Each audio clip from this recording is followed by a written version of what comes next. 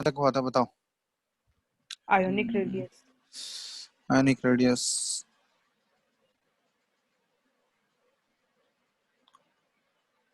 ये लेक्चर 3 है ना? लेक्चर 4। 4 है। Yes sir. आयोनिक रेडियस और वो सारे फैक्टर्स अफेक्टिंग ये सारा चीज हो गया था ना? Factors yes affecting sir. Atomic radius. Yes sir. चलो अब नेक्स्ट हम लोग देखते हैं ट्रेंड। ठीक है, trends of atomic radius in periodic table. ठीक है, पीरियोडिक टेबल में ये कैसे वैरी करेगा। तो अभी सबसे पहले हम लोग जनरल ट्रेंड देखते हैं, इसके बाद देखेंगे एक्सेप्शन। जनरल ट्रेंड के अकॉर्डिंग क्या होता है कि हम लोग दो तरह से चेक करते हैं पीरियोडिक टेबल में। पहला चेक करते हैं in period, in periods from left to right. तो लेफ्ट टू राइट अगर जाएंगे पीरियड में, लेफ्ट टू राइट अगर मूव करोगे किसी भी पर्टिकुलर पीरियड में, तो ये चीज ध्यान रखना कि उसका नंबर ऑफ शेल कांस्टेंट रहता है। और ग्रुप में अगर टॉप टू बॉटम जाओगे तो नंबर ऑफ शेल्स इंक्रीज होता है। समझ में आ रहा है? किसी पीरियड में, पर्टिकुलर पीरियड में अगर लेफ्ट टू राइट जाओगे तो उसमें नंबर ऑफ शेल जो है वो कांस्टेंट रहता है, लेकिन ग्रुप में टॉप टू बॉटम आओगे तो उसका नंबर ऑफ शेल इंक्रीज करता है। ठीक है, तो पीरियड में लेफ्ट टू राइट जाने पे क्या होगा, एटॉमिक रेडियस बढ़ेगा या घटेगा बताओ? हम्म, बोलो जनरल ट्रेंड के अकॉर्डिंग क्या होना चाहिए? बढ़ना चाहिए बढ़ना चाहिए, क्यों? सर, क्योंकि इलेक्ट्रॉन से इंक्रीज होते जाएगा। तो सर नहीं होगा क्योंकि सेल्स तो वही रहेगा। चलो, तो पीरियड में लेफ्ट टू राइट जाने पे क्या होता है कि एटॉमिक रेडियस ये डिक्रीज करता है, एटॉमिक रेडियस डिक्रीजेस। ठीक है, due to increase in Z effective, due to increase in effective nuclear charge, ये रीजन होता है। क्योंकि लेफ्ट टू राइट जाओगे, left to right in a period, तो उसका एटॉमिक नंबर तो बढ़ते जाएगा ना, एटॉमिक नंबर तो इंक्रीज होगा लेफ्ट टू राइट जाने पे। और यस सर। एटॉमिक नंबर अगर बढ़ रहा है तो नंबर ऑफ प्रोटॉन्स क्या हो रहा है, वो न्यूक्लियस में बढ़ेगा। और नंबर ऑफ प्रोटॉन्स अगर न्यूक्लियस में बढ़ेगा तो उसका इफेक्टिव न्यूक्लियर चार्ज का वैल्यू भी क्या होगा, वो इंक्रीज होगा। और इफेक्टिव न्यूक्लियर चार्ज अगर इंक्रीज होगा तो हम लोग बोल सकते हैं कि एटॉमिक रेडियस क्या होगा, वो घटेगा। तो atomic radius decreases due to increase in effective nuclear charge. ठीक है, तो मतलब जेड इफेक्टिव बढ़ता है, जेड इफेक्टिव इंक्रीज होने की वजह से रेडियस क्या हो जाता है, ये डिक्रीज करेगा लेफ्ट टू राइट पीरियड में। ये जनरल ट्रेंड है, बहुत सारे एक्सेप्शंस अभी मिलेंगे इसमें। ठीक है, समझ में आ रहा है ना? तो ये यस सर। पहला हो गया पीरियड में। दूसरा ग्रुप में अगर हम लोग देखें इन ग्रुप्स, तो ग्रुप्स में हम लोग कैसे चेक करते हैं, from top to bottom.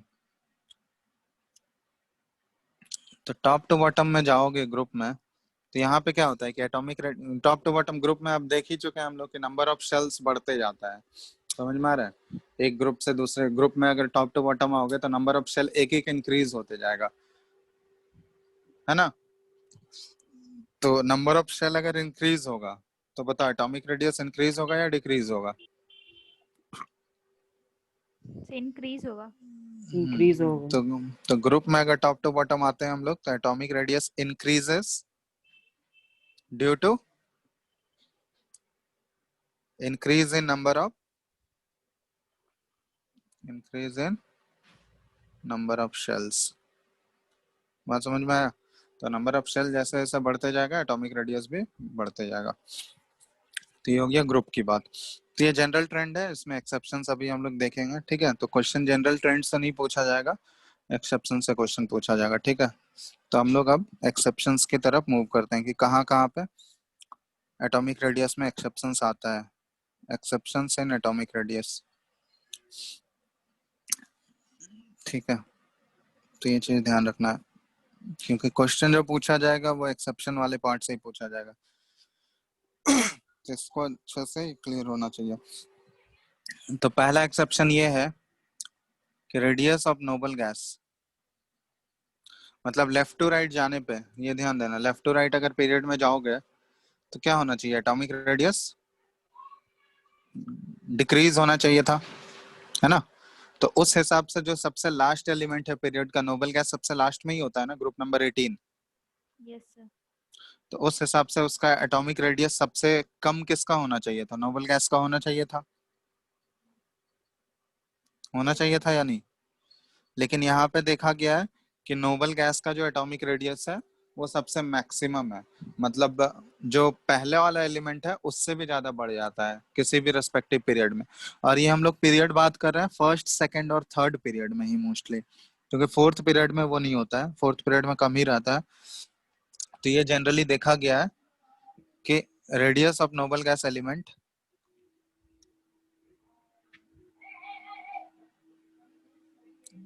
Is maximum in a period, ठीक है।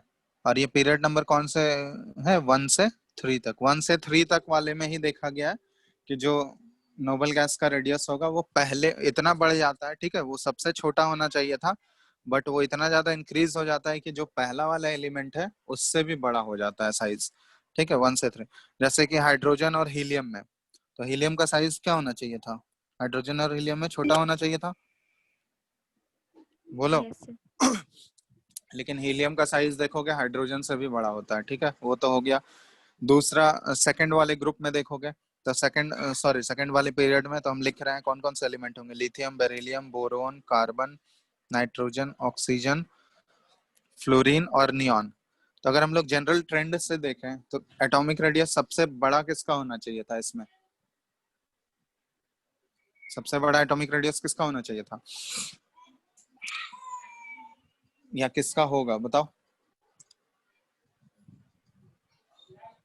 हेलो। सर लिथियम का। लिथियम का सबसे बड़ा होगा, ठीक है। और नियॉन का क्या होना चाहिए था, सबसे लिस्ट होना चाहिए था, सबसे छोटा होना चाहिए था। लेकिन एक्चुअली में होता क्या है कि यहाँ पे देखो ये एटॉमिक रेडियस तो ये डिक्रीज हो ही रहा है, ठीक है, ये इस ऑर्डर में ये एटॉमिक रेडियस घट रहा है, बट यहाँ पे क्या होता है कि इसका साइज यहाँ पे बहुत ज्यादा बढ़ जाता है, ठीक है। नियॉन का साइज जो है ये सबसे मैक्सिमम, और इतना ज्यादा मैक्सिमम होता है कि लिथियम से भी ये बड़ा हो जाता है। क्लियर है, ये इंक्रीज क्यों होता है होता और है? बता रहे हैं अभी, रीजन अभी बताए कहाँ है, ठीक है। तो लिथियम का साइज बढ़ के, सॉरी, नियॉन का साइज इतना ज्यादा बढ़ जाता है कि वो लिथियम से भी ज्यादा बड़ा हो जाता है, ठीक है। ये हो गया। उसी तरह पीरियड 3 में भी होगा। पीरियड 3 में कौन कौन से आएंगे, सोडियम, Na, मैग्नीशियम, एल्यूमिनियम। ठीक है। और ये लास्ट एलिमेंट क्या होगा यहाँ पे, आर्गन होगा। तो इसी तरह आर्गन का सबसे छोटा होना चाहिए था नॉर्मल ट्रेंड के अकॉर्डिंग, बट एक्सेप्शन है यहाँ पे कि आर्गन का साइज बड़ा होगा, और आर्गन का साइज पीरियड में होता है 1 to 3 में। चौथे पीरियड में भी, फोर्थ, फिफ्थ और सिक्स्थ में भी इंक्रीज होगा, मतलब एटॉमिक रेडियस वो नोबल गैस का बढ़ेगा, बट वो पहले वाले एलिमेंट से ज्यादा नहीं होता है। बात समझ में आ रहा है, ठीक है ना। हेलो। Yes sir. तो इन तीनों में ये है कि एटॉमिक रेडियस नोबल गैस का बढ़ भी रहा है, और वो जो फर्स्ट एलिमेंट है उस पीरियड का उससे भी बड़ा हो जाता है, ठीक है।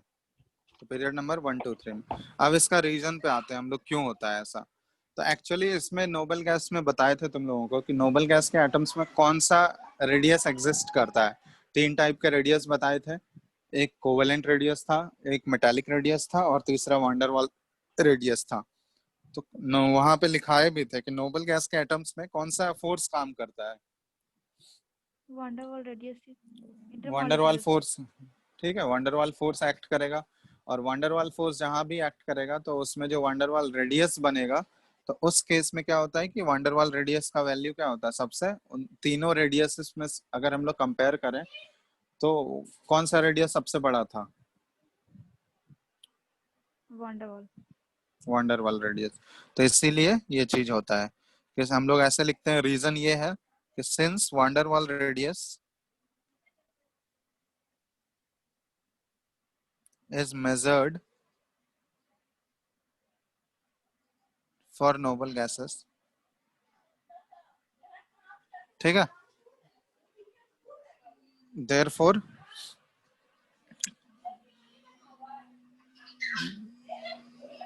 the size of noble gases increases, ठीक है, एज आर वांडरवाल, ऐसे लिख लो, एज आर वांडरवाल या रेडियस ऑफ वांडरवाल इज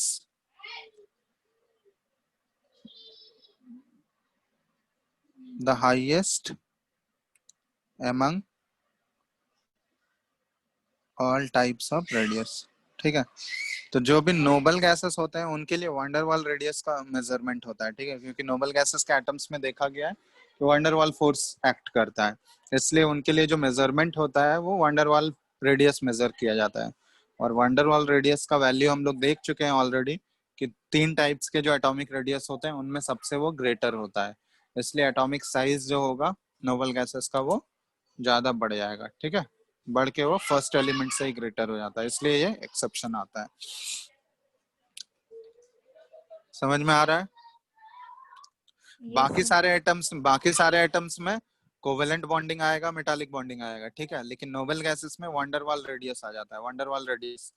तो वंडरवाल रेडियस कोवेलेंट और मेटालिक इन दोनों के मुकाबले बहुत ही ज्यादा बड़ा है, ठीक है, बहुत ही ज्यादा डिफरेंस है, इसलिए नोबल गैसेस के केस में वंडरवाल रेडियस मेजर किया जाता है, इसलिए इसका साइज जो है सबसे मैक्सिमम होता है, ठीक है, क्लियर है ना? सबसे पहला एक्सेप्शन ही है। Yes sir. चलो, तो ये अगर समझ में आ गया तो इसके बाद हम लोग सेकंड एक्सेप्शन पे मूव करते हैं। दूसरा वाला जो एक्सेप्शन है ये है radius of gallium is lower than aluminium, L. मतलब ये देखो, अगर इस ग्रुप में जाओगे, ग्रुप नंबर 13 का ये एलिमेंट है, ठीक है, बोरोन है, एल्यूमिनियम है और गैलियम है, ठीक है। तो इसमें देखोगे ये ग्रुप नंबर है, ग्रुप में टॉप टू बॉटम आते हैं तो रेडियस क्या होना चाहिए? ग्रुप में टॉप टू बॉटम आने पे एटॉमिक रेडियस इंक्रीज या डिक्रीज, क्या होना Increase. चाहिए था? प्लीज। इंक्रीज होना चाहिए था। तो अगर इंक्रीज होना चाहिए था तो इसमें अगर हम लोग एल्यूमिनियम और गैलियम के रेडियस की बात करें तो किसका रेडियस ज्यादा होना चाहिए था, गैलियम का या एल्यूमिनियम का? गैलियम का ज्यादा Gallium होना का. चाहिए था। बट यहाँ पे क्या लिखा हुआ है कि गैलियम का जो रेडियस होता है या एटॉमिक साइज जो होता है वो पाया गया है कि वो छोटा होता है, ठीक है, एल्यूमिनियम का इससे बड़ा है, ठीक है। तो यहाँ पे ये एक्सेप्शन है। इसको कैसे एक्सप्लेन करते हैं हम लोग? तो ये है इसके इलेक्ट्रॉनिक कॉन्फ़िगरेशन से एक्सप्लेन किया जाता है। रीजन क्या है? तो जो शील्डिंग इफेक्ट तुम लोग को बताए थे वही चीज यहाँ पे यूज होगा। तो एल्यूमिनियम का जब कॉन्फ़िगरेशन लिखोगे 13 होता है, एटॉमिक नंबर 1s2 2s, ठीक है। और गैलियम का जब कॉन्फ़िगरेशन लिखोगे ये इसका एटॉमिक नंबर है 31। तो इसका लिखोगे तो ये क्या आ जाएगा, 1s2 2s2 2p6 3s2 3p6 4s2 3d10 और 4p1, ठीक है। ये है गैलियम का configuration.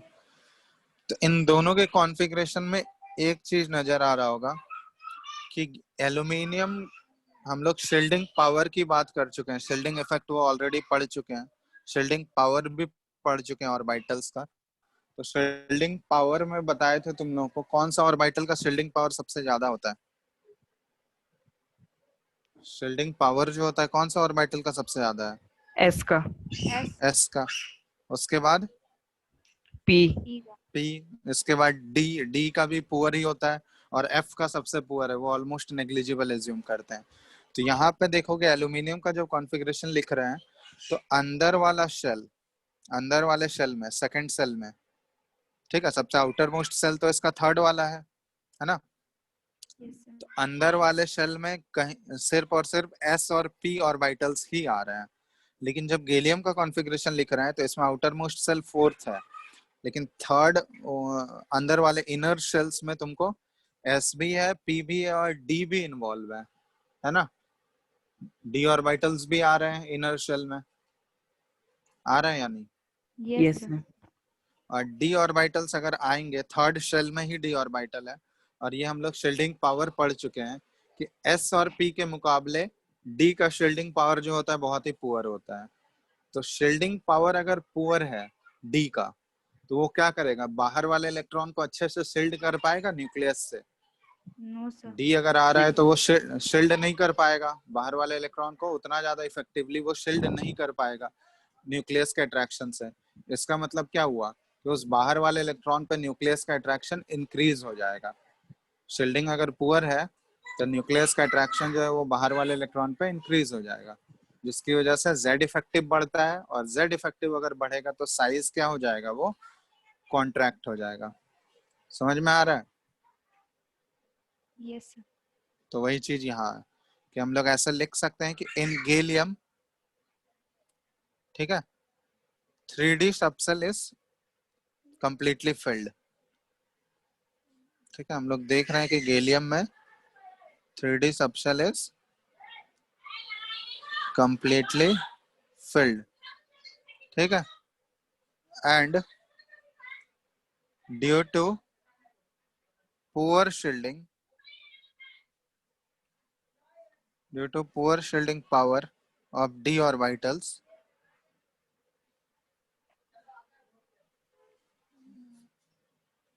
the attraction force of nucleus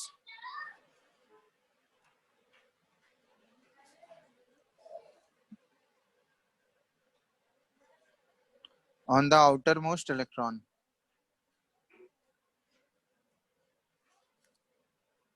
ये क्या होगा, इंक्रीज होगा या डिक्रीज होगा?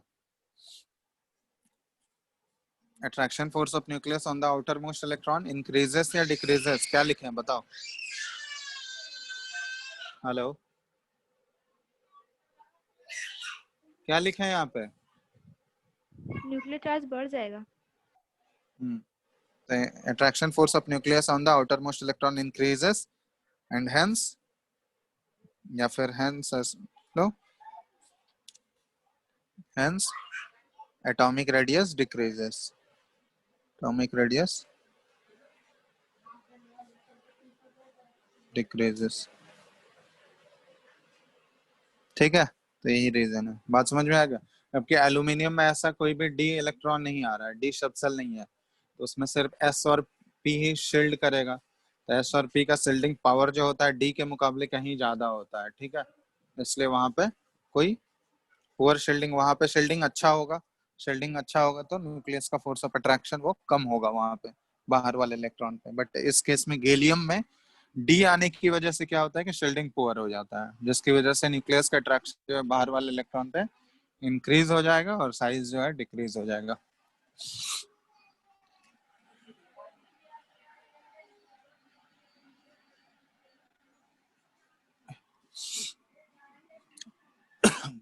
क्लियर है ना? दूसरा भी एक्सेप्शन? Yes sir. चलो, कोई डाउट है तो किसी को बोलो। चलो, तो ये अगर हो गया तो हम लोग नेक्स्ट एक्सेप्शन, थर्ड वाले एक्सेप्शन पे मूव करते हैं। थर्ड एक्सेप्शन ये है, थर्ड एक्सेप्शन देखा गया रेडियस ऑफ 3D एलिमेंट्स। अब ये 3D एलिमेंट्स क्या है, ये डी ब्लॉक के एलिमेंट्स हैं। ठीक है, और जो ये डी ब्लॉक का जो सबसे पहला वाला जो रो है उसको बोलते हैं हम लोग 3D एलिमेंट्स। इसमें कौन कौन सा आ जाएगा, scandium, titanium, vanadium, chromium, manganese, फिर आयरन, कोबाल्ट, निकल, कॉपर और जिंक। तो इसमें देखोगे, देखो 4s2 तो सब में आ रहा है। ठीक है, इन सबका कॉन्फ़िगरेशन जब लिखोगे तो 4s2 सब में आ रहा है।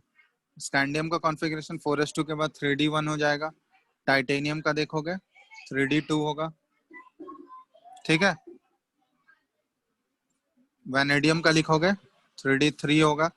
लेकिन क्रोमियम का कॉन्फ़िगरेशन 4s1 3d5 होता है। ये एक्सेप्शन है, बताए हैं ना? Yes sir.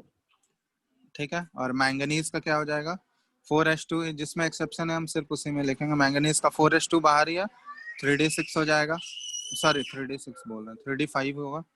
4s2 3d5 manganese का होगा ना।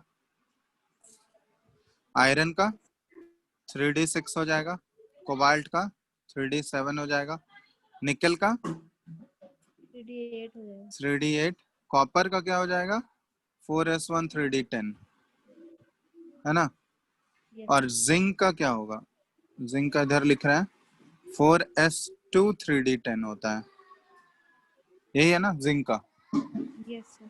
चलो, तो यहाँ पे देखो इसको 3D एलिमेंट क्यों बोल रहे हैं, क्योंकि ये सारे डी ब्लॉक एलिमेंट है और लास्ट इलेक्ट्रॉन जो है वो थर्ड के डी सबशेल में जा रहा है, थर्ड शेल के डी सबशेल में जा रहा है, इसलिए इनको क्या बोला जाता है 3D एलिमेंट्स। ठीक है, वो 3 डायमेंशन नहीं है, ये 3D एलिमेंट्स इनके लास्ट इलेक्ट्रॉन कौन से ऑर्बिटल में जा रहा है, कौन से डी ऑर्बिटल में जा रहा है, उसकी बेसिस पे ये है।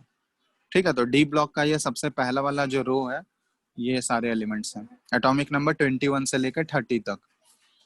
ठीक है, तो इसमें क्या देखा गया, इसमें देखो अगर ये सारे पीरियड के एलिमेंट्स हैं, है ना। कौन सा पीरियड का एलिमेंट है ये बताओ तो, कौन सा पीरियड में ये सारे एलिमेंट लाई करते हैं, फोर्थ। फोर्थ पीरियड है। ठीक है, तो इसमें पीरियड में के एलिमेंट्स अगर हैं तो पीरियड में अगर हमको लेफ्ट टू राइट जाना चाहिए, लेफ्ट टू राइट अगर हम लोग जाएंगे तो एटॉमिक रेडियस क्या होगा, बढ़ेगा या घटेगा,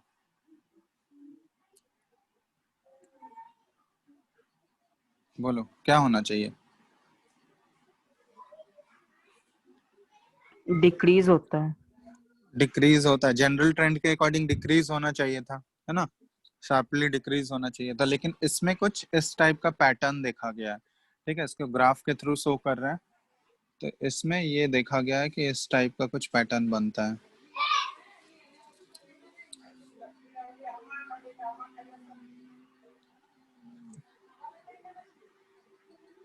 ठीक है, तो यहाँ पे एटॉमिक रेडियस है वाई एक्सिस पे और एक्स एक्सिस पे एटॉमिक नंबर है। तो इसमें ट्रेंड कुछ ऐसा देखा गया है, ठीक है, उसको ग्राफ के थ्रू हम लोग प्लॉट कर रहे हैं।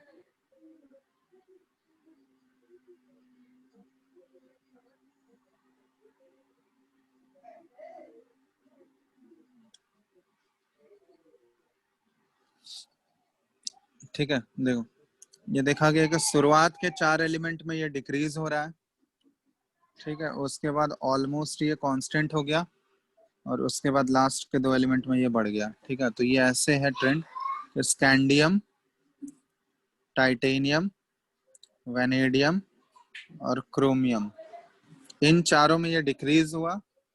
उसके बाद देखा गया कि मैंगनीज, आयरन, कोबाल्ट, निकल, इन चारों में ये देखा गया कि ऑलमोस्ट कांस्टेंट हो गया।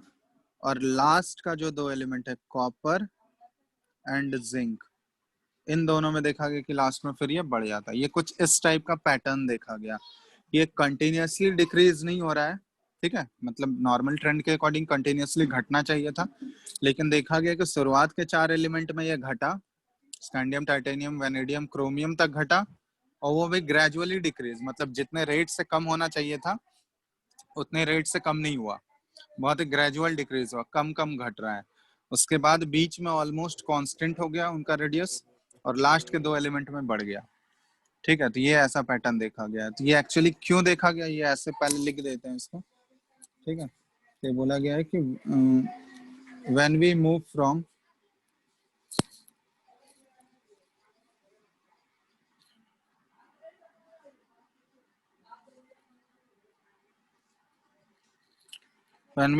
Left to right in transition series, ठीक है,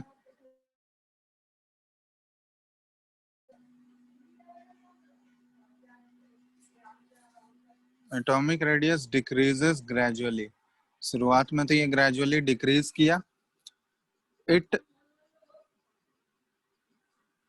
बिकम्स कांस्टेंट। ठीक है, it becomes constant in the middle of the series, middle of the series में क्या हुआ, ये कांस्टेंट हो गया बीच वाले एलिमेंट्स में। और लास्ट में क्या देखा गया है कि एंड इवन इंक्रीजेस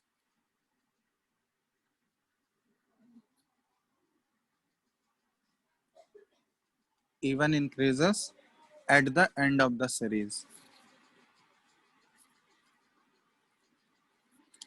तो सीरीज के एंड में देखा गया है कि ये इंक्रीज भी हो जा रहा है, ये कुछ इस टाइप का पैटर्न देखा गया है ट्रांजिशन एलिमेंट्स में या डी ब्लॉक एलिमेंट्स में। ठीक है, ये 3D वाले एलिमेंट्स के लिए है।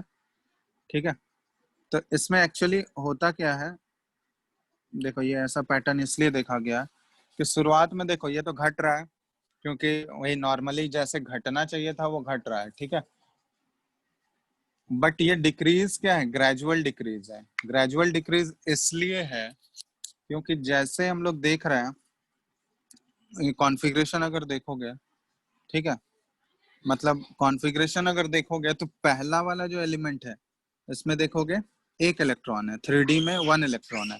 दूसरा वाला जो एलिमेंट है टाइटेनियम में देखोगे 3D में 2 इलेक्ट्रॉन है, फिर वेनेडियम में 3 इलेक्ट्रॉन है। तो जैसे जैसे हम लोग लेफ्ट टू राइट जा रहे हैं, डी में इलेक्ट्रॉन भी तो इंक्रीज हो रहा है ना, हो रहा है electron increase, number of electrons बढ़ रहे हैं डी में, Yes, sir. बोलो। तो नंबर ऑफ इलेक्ट्रॉन्स अगर बढ़ेगा तो उसका रिपल्सन जो बाहर वाले इलेक्ट्रॉन पे वो क्या होगा, इंक्रीज होगा या डिक्रीज होगा। अगर इनर शेल में नंबर ऑफ इलेक्ट्रॉन्स अगर बढ़ रहा है तो इसका 4s में जो इलेक्ट्रॉन है, 4s इसका सबसे आउटर मोस्ट सेल है ना, तो इनर शेल में अगर नंबर ऑफ इलेक्ट्रॉन्स बढ़ेगा तो ये बाहर वाला जो इलेक्ट्रॉन है उसको अट्रैक्ट करेगा या रिपेल करेगा, रिपेल ही करेगा। और रिपल्सिव फोर्स वो इंक्रीज होगा या डिक्रीज होगा, ये बताओ। अगर नंबर ऑफ इंक्रीज इलेक्ट्रॉन्स होगा। इनर शेल में अगर इंक्रीज होगा, क्योंकि जितना ज्यादा नंबर ऑफ इलेक्ट्रॉन्स होगा रिपल्सिव फोर्स का वैल्यू क्या होगा उतना ज्यादा होगा। समझ में आ रहा है। तो यस सर। इसलिए क्या होता है कि नंबर ऑफ इलेक्ट्रॉन्स क्या हो रहा है, यहाँ दो टाइप के फोर्स एक्ट कर रहे हैं। देखो, न्यूक्लियस उसको अट्रैक्ट करना चाह रहा है बाहर वाले इलेक्ट्रॉन को, और ये सारे अंदर वाले इलेक्ट्रॉन्स उसको रिपेल कर रहे हैं। तो एक न्यूक्लियस का अट्रैक्शन फोर्स काम कर रहा है और दूसरा अंदर वाले इनर शेल के इलेक्ट्रॉन्स का रिपल्सिव फोर्स काम कर रहा है। समझ में आ रहा है। तो दो टाइप के फोर्स एक्ट कर रहे हैं। अब दोनों टाइप के फोर्सेस में जो डोमिनेट करेगा, जिसका इफेक्ट ज्यादा होगा, उसी के अकॉर्डिंग डिसाइड होगा कि एटॉमिक साइज बढ़ेगा या घटेगा। ठीक है, तो इन चार एलिमेंट्स में एटॉमिक रेडियस घट रहा है। एटॉमिक रेडियस घट रहा है, हम लोग देख रहे हैं स्कैंडियम, टाइटेनियम, वेनेडियम और क्रोमियम में। तो इन चारों एलिमेंट्स में ये बोला गया है कि रिपल्सिव और अट्रैक्टिव फोर्स में ज्यादा डोमिनेटिंग, अगर एटॉमिक रेडियस डिक्रीज हो रहा है तो ज्यादा डोमिनेट कौन सा फोर्स कर रहा होगा, अट्रैक्शन फोर्स या रिपल्सन फोर्स, बताओ तो। एटॉमिक रेडियस अगर घट रहा है तो कौन सा फोर्स ज्यादा डोमिनेटिंग होगा, अट्रैक्टिव या repulsive. Sir attractive. Attractive force, क्योंकि ऑब्वियसली अगर साइज कम हो रहा है तो न्यूक्लियस का अट्रैक्टिव फोर्स ज्यादा लग रहा होगा, तभी तो साइज कम हो रहा है। बात समझ में आ रहा है। Yes sir. ठीक है, तो यहाँ पे इन चारों में साइज घट रहा है, साइज घट रहा है, इसका मतलब हम लोग यहाँ पे ये बोल सकते हैं कि इन चारों एलिमेंट्स में न्यूक्लियस का अट्रैक्टिव फोर्स डोमिनेट कर रहा है अभी भी। लेकिन ये ग्रेजुअल डिक्रीज क्यों है, मतलब जितने स्पीड से कम होना चाहिए था उतने स्पीड से कम नहीं हो पा रहा है। क्यों इसलिए नहीं हो पा रहा है, क्योंकि नंबर ऑफ इलेक्ट्रॉन्स जो है वो इनर शेल में बढ़ रहा है। तो मतलब number of electrons inner shell में बढ़ने की वजह से क्या होता है कि वो रिपल्सन भी ज्यादा एक्सर्ट कर रहा है। समझ में आ रहा है, रिपल्सन का वैल्यू वो ज्यादा लग रहा है। तो रिपल्सन अगर ज्यादा लगेगा तो इसका मतलब क्या हुआ, रिपल्सन ज्यादा लगने का मतलब क्या हुआ कि तो रिपल्सिव फोर्स एफ रिपल्सन वो ज्यादा बढ़ जाएगा। तो जितने स्पीड से वो कम होना चाहिए था उतने स्पीड से वो कम नहीं हो पाएगा। ठीक है, तो इसलिए शुरुआत के चार एलिमेंट्स में जो डिक्रीज देखा गया है ये ग्रेजुअल डिक्रीज है। तो यहाँ पे लिख देते हैं कि एज न्यू इलेक्ट्रॉन्स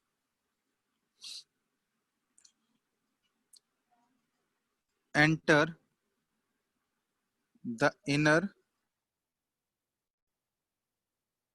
सबशेल, जैसे जैसे नया इलेक्ट्रॉन आ रहा है इनर n-1 डी सबशेल में, तो ये क्या करेगा, इट विल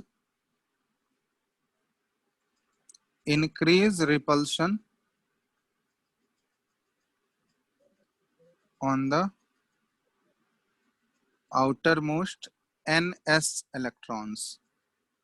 ठीक है, so the decrease in radius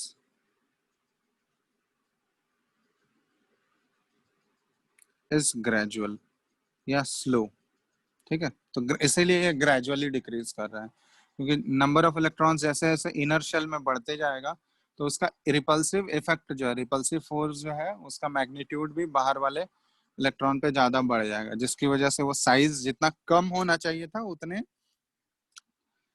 speed से वो कम नहीं हो पाएगा, वो ग्रेजुअली डिक्रीज होता है। ठीक है, तीन, ये तो इन पहले चार एलिमेंट्स की बात कर रहे थे, लेकिन बीच में देखा गया कि इन चार एलिमेंट्स, बीच के जो चार एलिमेंट्स हैं उनमें साइज ऑलमोस्ट कांस्टेंट हो गया।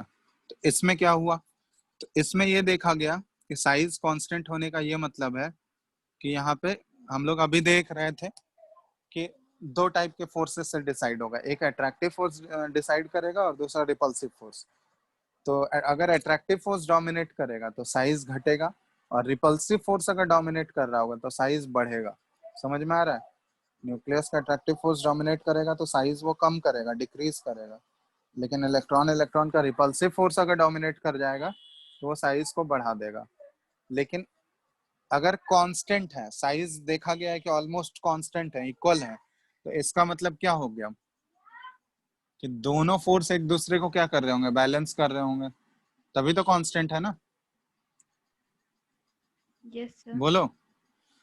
तो यहाँ पे एक्चुअली क्या होता है कि देखो, इसके बाद, क्रोमियम के बाद एक्चुअली क्या होता है, बीच वाले जो एलिमेंट्स हैं, मैंगनीज, आयरन, कोबाल्ट, निकल, इन चारों में देखा गया कि नंबर ऑफ इलेक्ट्रॉन्स इतना ज्यादा इंक्रीज हो गया, यहाँ तक चार, डी में 5 इलेक्ट्रॉन्स तक थे, इसके बाद 5, 6, 7, 8, तो डी में इतना ज्यादा नंबर ऑफ इलेक्ट्रॉन्स आ गया कि वो क्या करेगा, जो अट्रैक्टिव फोर्स लग रहा था उसको वो बैलेंस कर दिया। मतलब जितना अट्रैक्टिव फोर्स लग रहा था उसी के इक्विवेलेंट ये रिपल्सिव फोर्स भी लगाने लगा, क्योंकि नंबर ऑफ इलेक्ट्रॉन्स यहाँ पे बढ़ गया, तो जिसकी वजह से दोनों फोर्सेस एक दूसरे को क्या कर रहे हैं, यहाँ बैलेंस कर रहे हैं। और दोनों फोर्सेस बैलेंस करने की वजह से क्या होता है कि साइज जो है वो ना तो बढ़ता है ना तो घटता है, दोनों एक दूसरे को कैंसिल आउट कर देता है, इसलिए साइज ऑलमोस्ट क्या हो जाता है बीच में, ये सारे का साइज ऑलमोस्ट क्या है, एग्जैक्टली सेम नहीं होता है, ऑलमोस्ट इक्वल है। क्यों ऑलमोस्ट इक्वल है? बिकॉज एफ अट्रैक्शन जो है that is equal to F repulsion, nearly equal to F repulsion. बात समझ में आ रहा है? क्लियर है या नहीं? हेलो। Yes, sir. चलो, तो ये बीच वाले एलिमेंट हो गया। फिर लास्ट के दो एलिमेंट में क्या हो गया, लास्ट के दो एलिमेंट में देखो, कॉपर और जिंक में, कि नंबर ऑफ इलेक्ट्रॉन्स जो है डी में इतना ज्यादा बढ़ गया, 10-10 हो गया, पूरा कंप्लीटली फिल्ड हो गया। ठीक है, तो नंबर ऑफ इलेक्ट्रॉन्स इतना ज्यादा इंक्रीज हो गया, 10-10, तो इस केस में क्या होता है कि साइज बढ़ रहा है। मतलब यहाँ पे अभी इसमें अट्रैक्शन और रिपल्सन दोनों इक्वल थे, लेकिन नंबर ऑफ इलेक्ट्रॉन्स इसमें 10-10 पूरा कंप्लीटली फिल्ड हो गया, जिसकी वजह से इन दोनों एलिमेंट्स में क्या होता है, रिपल्सिव फोर्स डोमिनेट कर जाता है अट्रैक्टिव फोर्स से। मतलब एफ रिपल्सन जो है ये ज्यादा डोमिनेट कर जाता है किससे, न्यूक्लियस के एफ अट्रैक्शन से, जिसकी वजह से इन दोनों एलिमेंट्स का साइज क्या हो जाता है, वो इंक्रीज हो जाता है। ठीक है, तो इसमें हम लोग ऐसे भी लिख सकते हैं कि at the end of the series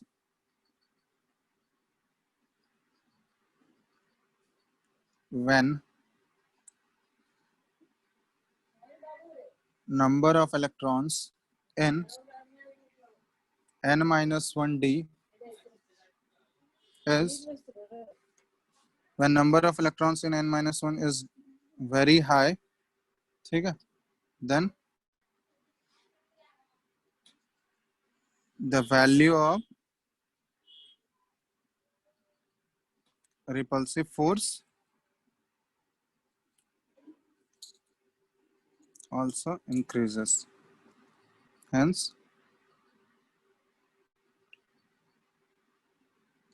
atomic radius increases। ठीक है, तो लास्ट में क्या होता है, लास्ट के दो एलिमेंट्स में नंबर ऑफ इलेक्ट्रॉन्स जो है ये कंप्लीटली फिल्ड है। ठीक है, 10-10 इलेक्ट्रॉन हो गए हैं दोनों में, तो इसकी वजह से क्या होता है कि नंबर ऑफ इलेक्ट्रॉन्स इतना ज्यादा कंप्लीटली फिल्ड हो गया है कि एफ रिपल्सिव फोर्स जो है ये ज्यादा डोमिनेटिंग हो जाता है एफ अट्रैक्टिव फोर्स से, जिसकी वजह से साइज क्या हो जाएगा, लास्ट के दो एलिमेंट में ये इंक्रीज हो जाता है साइज।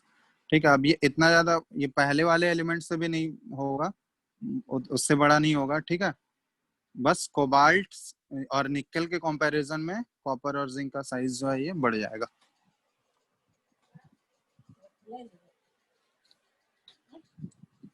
ठीक है,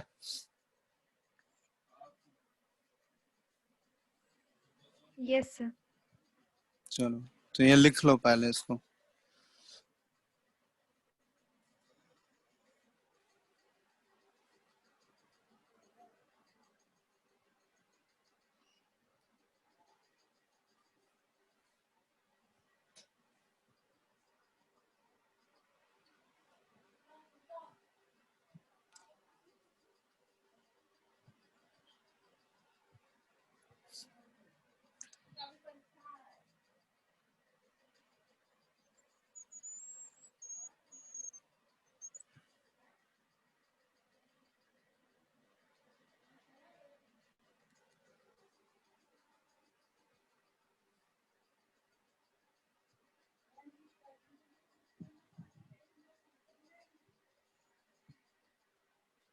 क्लियर है ना ये पूरा? देख लो रेडियस ऑफ 3D एलिमेंट। किसी को डाउट है तो बताओ। हेलो हेलो, आवाज आ रहा है? Yes, sir. तो समझ में आ गया ये पूरा?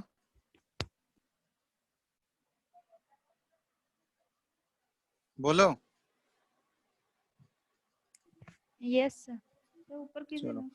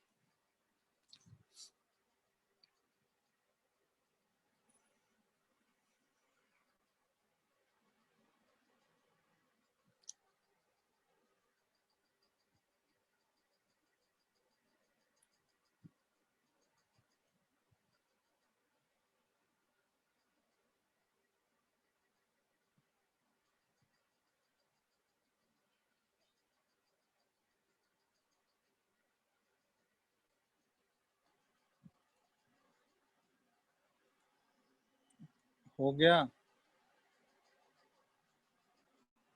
Hello No, sir.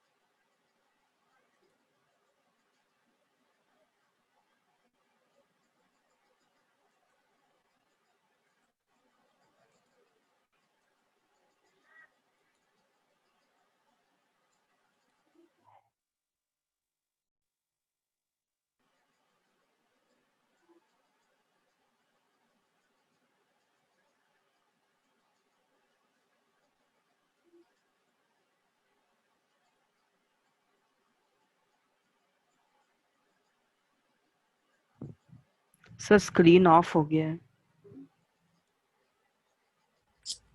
नेट का इश्यू है यार।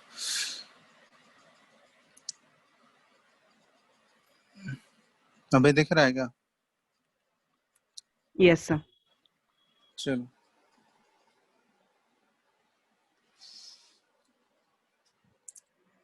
ठीक है, इसमें दो चीज और बता देते हैं, एक और रीजन बच जाएगा वो नेक्स्ट क्लास में हम लोग करेंगे। ठीक है, तो ये 3D एलिमेंट का हो गया। इसी तरह नेक्स्ट जो देखा गया है ना 4D वाला, जो 3D के नीचे वाला जो सीरीज रहेगा जस्ट, उसको 4D सीरीज बोलते हैं। तो 4D का सीरीज भी कुछ इसी टाइप का होता है। ठीक है, 4D का भी ट्रांजिशन देखा गया है, ये कुछ इस टाइप का ही आएगा जैसे 3D वाला आता है ना। 3D के नीचे जो सीरीज होगा जस्ट उसको 4D सीरीज बोलते हैं। तो उसमें भी ऐसा ही ट्रेंड देखा गया। लेकिन जैसे ही 5D वाले में जाते हैं हम लोग, 5D एलिमेंट में, तो 5D एलिमेंट का ट्रेंड क्या हो रहा है कि 5D एलिमेंट जो है, जैसे 3D और 4D में यहाँ पे गैप नजर आ रहा है, उसी तरह 4D और 5D में भी गैप होना चाहिए था, बट वो गैप नहीं होता है। 4D और 5D एलिमेंट्स का जो रेडियस होता है वो ऑलमोस्ट सिमिलर हो जाता है, ठीक है। तो ये चीज हम लोग नेक्स्ट क्लास में इसको एक्सप्लेन करेंगे। पहले यहाँ लिख देते हैं एक पॉइंट नोट करके। अरे ठीक है, तो फोर्थ जो एक्सेप्शन है ये वही वाला एक्सेप्शन है कि radius of 5D elements is almost similar to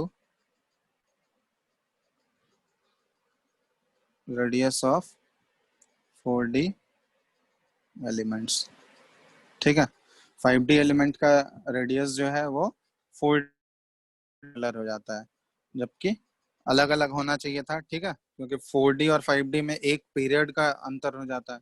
एक पीरियड बढ़ने की वजह से सेल बढ़ेगा, तो सेल बढ़ने की वजह से साइज का भी गैप होना चाहिए था, बट साइज उनका ऑलमोस्ट सिमिलर हो जाता है, मतलब उन दोनों के ग्राफ्स जो ऑलमोस्ट ओवरलैप कर जाते हैं एक दूसरे पे, ठीक है। तो ये रीजन हम लोग इसको नेक्स्ट क्लास में करेंगे।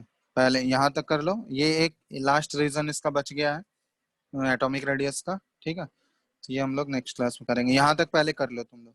यहाँ तक कोई डाउट है? देखो किसी को 3D वाले एलिमेंट तक कोई डाउट है तो बताओ। Hello, No, sir. पूछो, किसी को कुछ पूछना है 3D वाले तक, एक्सेप्शन तक, तो बताओ, नहीं तो फिर आगे करेंगे।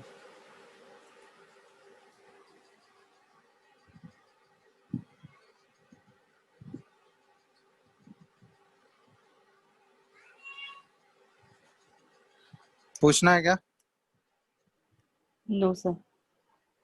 ठीक है, चलो फिर आगे 4D वाला क्यों 5D से ओवरलैप करता है वो हम लोग नेक्स्ट क्लास में करेंगे आगे, ठीक है। Yes sir. चलो, तो यहाँ तक तुम लोग एक बार पढ़ के रखना, ठीक है।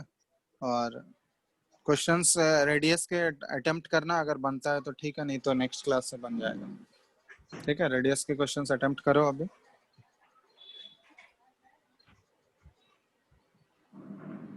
ठीक है। चलो एंड कर रहे हैं, फिर आगे नेक्स्ट क्लास में करते हैं। Thank you sir. चलो, थैंक यू।